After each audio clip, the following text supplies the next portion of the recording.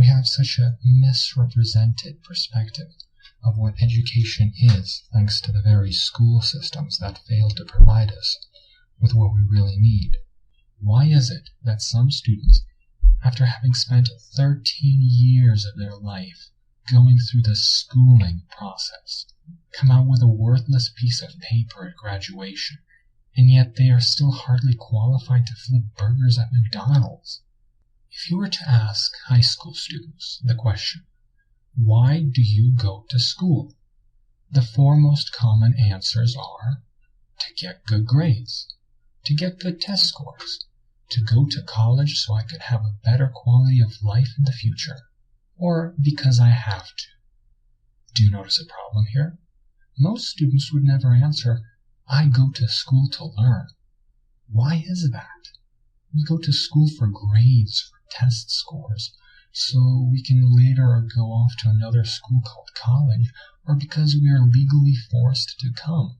However, so few of us students go to school to learn. Just think about that for a moment. Why is that?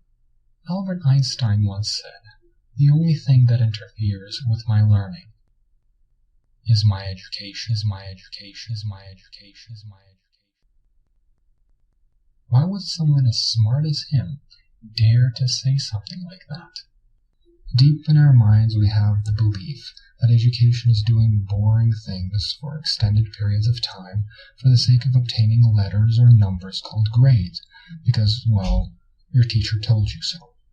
So why is that school sucks so much? Why is it that kids jump at the idea of having a day off as opposed to going to school? Why is it that despite the most rigorous of curriculums and tests, students come out having practically learned nothing? Do you really believe that your kids, that your children should have to go to school feeling miserable and as though they are in a prison, while at the same time never actually realizing their full potential? Because I think differently. I believe that our future generations deserve to have something better than what we have now, than the quality of life that was offered to us. After all, good parents strive to create a better quality of life for their children. And yet how could we possibly think of giving our future generations a better quality of life if we expect them to repeat our own mistakes? I believe that my kids, your kids, and everyone's kids should be given a chance to become the people they wish to be. The first step in solving any problem is to realize there is one. So often are students expected to try to work harder and harder and harder at a system that simply does not work, without ever attempting to fix it. That we have become detached from why we go to school in the first place. In order to fix our education system, we first have to realize that our current system is failing, that there are better alternatives that do work, and that we as human beings have the capacity to fix it. Once you realize that you really do have the power to create the change you want to see, you can actually make that change a reality. So often do I hear people tell me that to change the school system for the better is a preposterous idea, one that will and could never happen, but yet that is the mindset of a slave, trapped without a way out. In truth, we are not slaves, and if we truly want our kids to become the best people with the brightest futures that they can have, we have to do anything and everything to create the system that will take them there. The cold reality of the situation is that the current public education system is failing miserably, and something has to be done about it. Consider for a moment the development of a human child. We know that little kids are imaginative. They like to explore their surroundings and come up with new uses for objects. A kid might see a tank as opposed to a rock, a soldier instead of an eraser, a fighter jet instead of a paper airplane, and then the kid might combine some of his toys, putting the Lego pieces in a completely new arrangement compared to what the instruction manual tells him to do, and come up with something completely new, innovative, and spectacular. Imagine yourself Imagine everyone around you with that kind of imagination and creativity. Think of all that potential. Every aspect of our society would be revolutionized. The productivity of businesses would drastically increase. Architects will find better ways to build buildings. Engineers will come up with new ways to design systems and parts. Doctors will be able to help more patients and cure the previously incurable diseases. Imagine everyone to be an Einstein, an inventor such as Nikola Tesla, a leader such as Martin Luther King, a philosopher such as Plato, a writer, a world-class musician, an artist, and the list goes on and on. Now consider that this sort of progress is possible. It just takes the right kind of mindset. What is genius? The common popular belief is that a genius is a hard-working individual who spends countless hours preparing for the next test, someone who gets all A's in school. They are perceived as those who receive the best scores on assessments, go to college and graduate with a magical piece of paper called a degree. The popular notion, however, is deeply flawed. Albert Einstein is an individual which most people consider to be a genius, and yet he plainly stated, "I have no special talents. I am only passionately curious."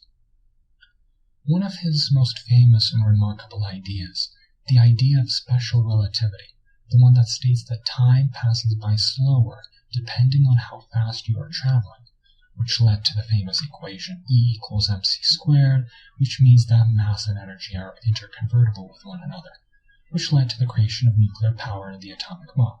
The reason he managed to come up with such a remarkable principle was not because he did what everyone else was doing.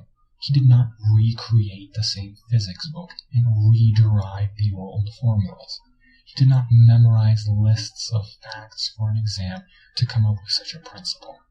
But rather, he synthesized what he knew about physics.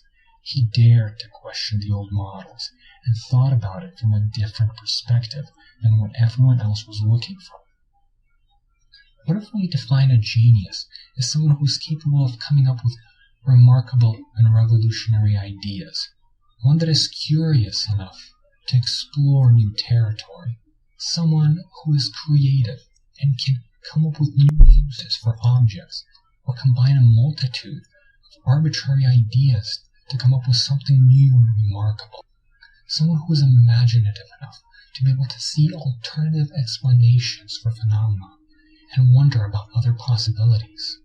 Someone who is open to new ideas, even if those ideas contradict their existing schemas on reality. Someone who is willing to apply a healthy dose of skepticism, not pseudo-skepticism, to seek the truth no matter where it leads. Someone who constantly asks the what-if question. Nikola Tesla is an inventor genius. He is responsible for coming up with some of the most revolutionary ideas that have shaped our world today. He came up with the alternating current that we use in our electrical outlets, the Tesla coil, which spews sparks of electricity in all directions, and many other remarkable inventions. Nikola Tesla had a passion for what he did. He would fiddle with things, combine things, and change things. Some creations would do something new, yet others could do something in a new way. Nikola Tesla and Albert Einstein were considered geniuses, yet for some reason they seem a lot like the curious, creative, and imaginative kid. Why is it that mostly all of us, at one point in time, were that kid, and as that kid grows up, the adult is left with a very narrow sense of imagination? Children are not educated into becoming geniuses, but rather they are educated out of it. Children naturally want to learn. They are naturally curious and willing to explore, to think, create, imagine, but most of all, learn. These people that we consider to be geniuses are not those who gained a sense of curiosity and wanted to learn, but rather they are those who did not have that sense destroyed by the education system. According to an IBM poll, most CEOs selected creativity as the best predictor of future success.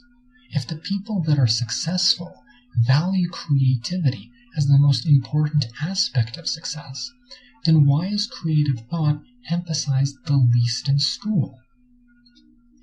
Innovative things come from people who can look at some object, established concepts or ideas, and come up with something new.